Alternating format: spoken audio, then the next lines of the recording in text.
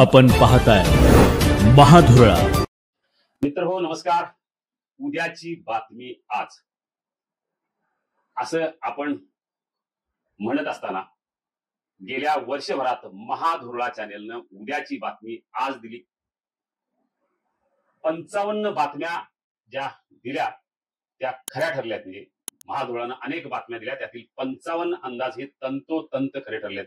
विधानसभा आणि लोकसभा निवडणुकीत महाधुरळानं अतिशय चांगलं विश्लेषण आणि वार्तांकन करत असताना आपली एक विश्वासार्हता निर्माण केली। 12 एप्रिल हा महाधुरळाचा पहिला वर्धापन दिन। 55 लाखावर व्ह्यूज आणि 31,000वर सबस्क्राईब हे महाधुरळानं मिळवलेलं यश आहे। म्हणजे विधानसभा लोकसभा निवडणुकीत उमेदवारी कोणाला मिळणार, कोणत्या पक्षाला कोणती जागा मिळणार, कोणता नेता कुठल्या पक्षात जाणार, कोण विजयी होणार, या सगळ्या गोष्टी सांगत असताना जो राजकीय अंदाज महाधुरळाने दिला तो खरा ठरला। त्यामुळे विश्वासार्हता निश्चितपणे महाधुरळाची तयार झाली। केवळ कोल्हापूर, सांगली, सातारा, सोलापूर नाही तर राज्य पातळीवरील अनेक बातम्या अंदाज महाधुरळाने दिल्या। कुठं राजकीय भूकंप होणार, कुणाला हादरे बसणार या संदर्भातलं वार्तांकन केलं आणि त्या सगळ्याला आपण जो प्रतिसाद दिला त्यामुळेच महाधुरळानं वर्षभरात आपलं एक वेगळं स्थान निर्माण केलेलं आहे। ब्रेकिंग न्यूजचा बादशाह म्हणून या महाधुरळ्याची ओळख तयार झाली आहे। उद्याची बातमी आज हे स्लोगन आता प्रत्येकाच्या तोंडात फिट झालेलं आहे। आता मे महिन्यातही कोल्हापूर, सांगली या 2 जिल्ह्यात अनेक राजकीय उलाढाली, उलथापालथ निश्चितपणे होणार आहेत। काँग्रेसला या महिन्यात खिंडार पडणार हे नक्की आहे। शिवसेना, ठाकरे गटाचेही काही नेते इकडून तिकडे जाणार, त्याची प्रक्रिया सुरू झालेली आहे। विशेष म्हणजे राष्ट्रवादी अजित पवार गटालाही काही धक्के बसणार आहेत। या परिसरात गोकुळ दूध संघातही मोठी उलथापालथ निश्चितपणे होणार हे नक्की आहे। शिवसेना, शिंदे गट या भागात आता अधिक मजबूत होणार, त्यासाठी इतर पक्षातले अनेक जण या पक्षात येणार आहेत। भाजपलाही संजय घाडगे यांच्यासह काही नेते भाजपमध्ये येणार आणि काही यादी मोठी आहे। म्हणजे अशा प्रत्येक पक्षात काही ना काही घडामोडी येत्या महिना 2 महिन्यात होणार आहेत। त्यामुळे पश्चिम महाराष्ट्रातलं राजकीय जे वातावरण आहे ते निश्चितपणे ढवळून निघणार आहे।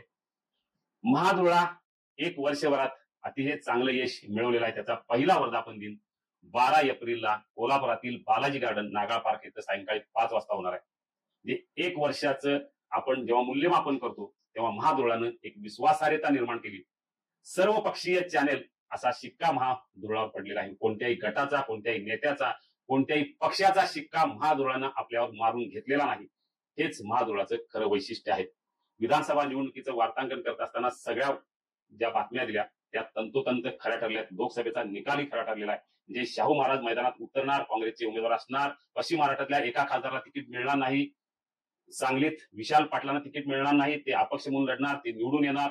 अशा अनेक जशा लोकसभेच्या बातम्या खऱ्या ठरल्या तशा विधानसभेच्या बातम्याही खऱ्या ठरलेल्या आहेत। आपण राजकारणात यापुढे अनेक उलथापालथ होणार आहेत हे सगळं पाहत असताना आता महाधुरळा अधिक व्यापक होणार हे नक्की आहे। कारण केवळ राजकारणाबरोबर आता समाजकारण, सामाजिक समस्या, आरोग्य यासह विविध प्रश्नावरही यापुढे महाधुरळा आता आवाज उठवणार आहे।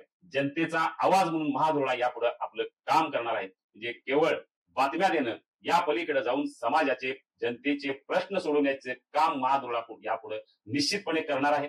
आपल्या सगळ्यांच्या सदिच्छा आणि आशीर्वाद या जोरावरच महाधुरळानं वर्षभरात आपलं नाव कमवलं। यापुढे महाधुरळा आपला आवाज म्हणून निश्चितपणे ओळखला जाईल। आपल्या समस्या मांडल्या जातील, जनतेच्या केवळ नव्हे तर शहराच्या सर्व प्रकारच्या, सामाजिक असू दे, पर्यावरणाच्या असू दे, आरोग्याच्या असू दे, या सगळ्या प्रकारच्या समस्या महाधुरळावर मांडल्या जातील। एक व्यासपीठ आपल्याला उपलब्ध करून देण्यात येईल। या व्यासपीठाच्या माध्यमातून जनतेचे प्रश्न सुटावेत यासाठीच महाधुरळा हा निर्णायक भूमिका बजावेल यात शंका नाही। त्यामुळे महाधुरळाचा पहिला वाढदिवस, पहिला वर्धापन दिन साजरा करत असताना मला अधिक आनंद होतो तो आपण दिलेल्या सदिच्छांच्या बळावर वर्षभरात केलेल्या दमदार वाटचालीचा। धन्यवाद।